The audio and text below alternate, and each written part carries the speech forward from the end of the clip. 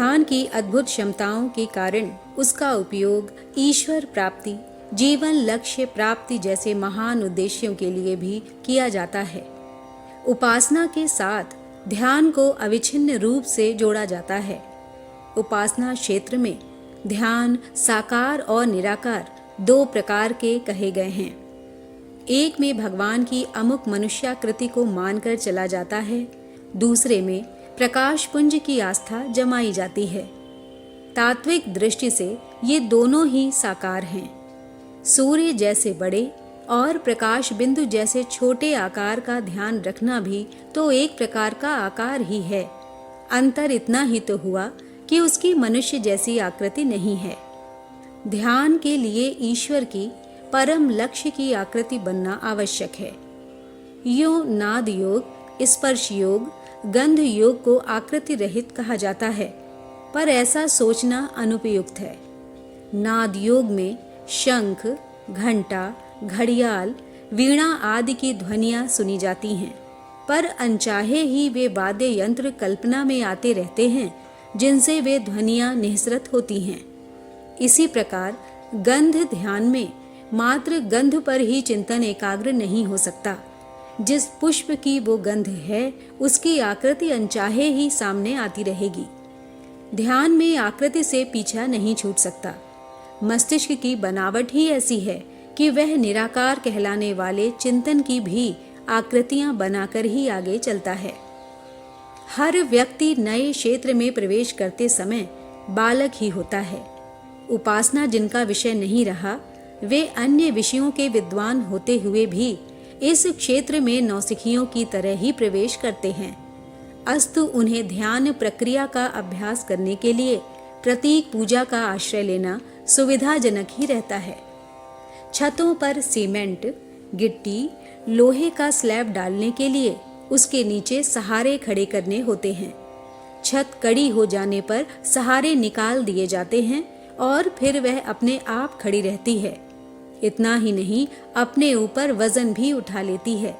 किंतु आरंभ में जबकि वह ढलाई गीली थी तो बिना सहारे के काम नहीं चल सकता था। प्रतीक पूजा की उपासना की आरंभिक अवस्था में आवश्यकता पड़ती ही है। निराकारवादी व्यक्ति रूप में न सही अन्य किसी प्रतीक को माध्यम बनाकर अपना काम चलाते हैं। नमाज पढ़ते समय काबा की तरफ मुंह किया जाता है। काबा का अर्थ ईश्वरीय शक्ति का विशेष प्रतिनिधित्व करने वाली इमारत है। दूसरे लोग सूर्य आदि की प्रकाश ज्योति को आधार बनाते हैं।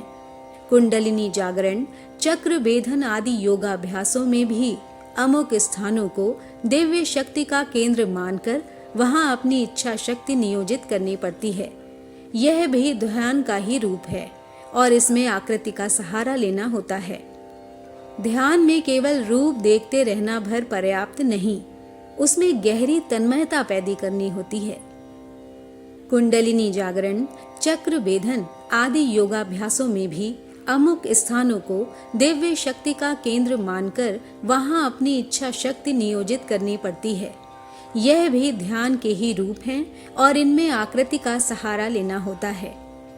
ध्यान में केवल रूप देखते रहना भर पर्याप्त नहीं, उसमें गहरी तन्मयता पैदा करनी होती है।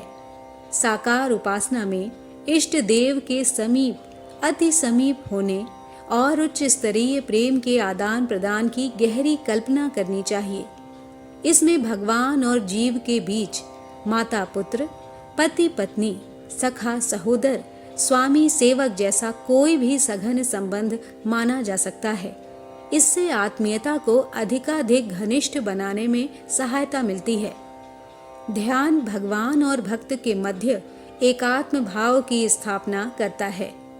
भक्त अपने स्थूल, सूक्ष्म और कारण शरीरों को, क्रिया, विचारणा और भावना को ईश्वर अर्पण करके उसे मात्र दिव्य प्रयोजनों में नियोजित रखने का संकल्प सघन करता है। समर्पण का तात्पर्य है व्यक्तिगत भौतिक महत्वाकांक्षाओं की समाप्ति और उसके स्थान पर ईश्वर इच्छा की, उच्च आदर्शों की अपने ऊपर नियंत्रण करने वाली स्थापना। इसी मान्यता को अंतःकरण में यथार्थवादी निष्ठा के साथ स्थापित करने को आत्मसमर्पण कहते हैं। ध्यान के द्वारा इसी निष्ठा को परिपक्व किया जाता है।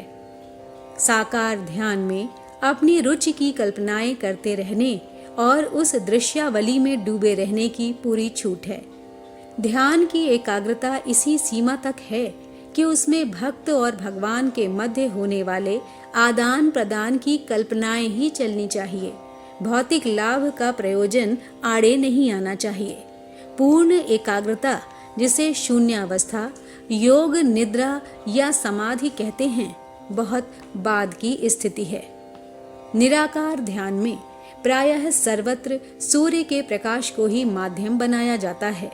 प्रातः काल के उदीयमान सूर्य का सविता देवता के प्रतीक के रूप में दर्शन, उसकी दिव्य किरणों का शरीर, मन और अंतरात्मा में प्रवेश, उस प्रवेश की सत्कर्म सद्ज्ञान के रूप में प्रतिक्रिया, इसी परिधि में निराकार ध्यान धारणा परिभ्रमण करती है। यज्ञाग्नि रूपी ईश्वर में आहुति द्रव्य की तरह जीव सत्ता का समर्पण, बूंद का समुद्र में, दीप ज्योति का सूर्य ज्योति में विलय, अर्घ्य जल का भाव बनकर व्यापक क्षेत्र में विस्तार, पतंगे का दीपक को समर्पण, जैसे कितने ही दृश्य चित्र कल्पना क्षेत्र में बनाए जा सकते हैं और उनके सहारे एकात्म भाव की अनुभूति का आनंद लिया जा सकता है। ईश्वर दर्शन के संबंध में यह भ्रांत धारणा निरस्त की जानी चाहिए कि स्वप्न में या जागृति में इष्ट देव की किसी आकृति की झांकी मिलती है अथवा प्रकाश आदि दिखने जैसा कोई चित्र विचित्र दृश्य दिखलाई पड़ता है। यदि ऐसा किसी को होता हो तो उसे झाड़ी का भूत, रस्सी का सांप दिखने की तरह अपने संकल्पों की मानसिक प्रतिक्रिया भर समझना चाहिए। जब चेतना की कोई आकृति हो ही नहीं सकती तो फिर उसका निर्भ्रांत दृश्य दिखाई ही कैसे दे सकता है। इस तथ्य को 1000 बार हृदयंगम कर लिया जाना चाहिए कि ईश्वर का जीवन में समावेश श्रेष्ठ वृत्तियों के रूप में होता है। आदर्शवादी आकांक्षाएं प्राणप्रिय प्रतीत होने लगने और तदनुरूप गतिविधियां अपनाने पर मिलने वाले आनंद उल्लास की अनुभूति का स्तर ही ईश्वर प्राप्ति का एकमात्र प्रमाण है। धन्यवाद और आपकी मंगल कामना के साथ इस सृजन सेनानी का नमस्कार।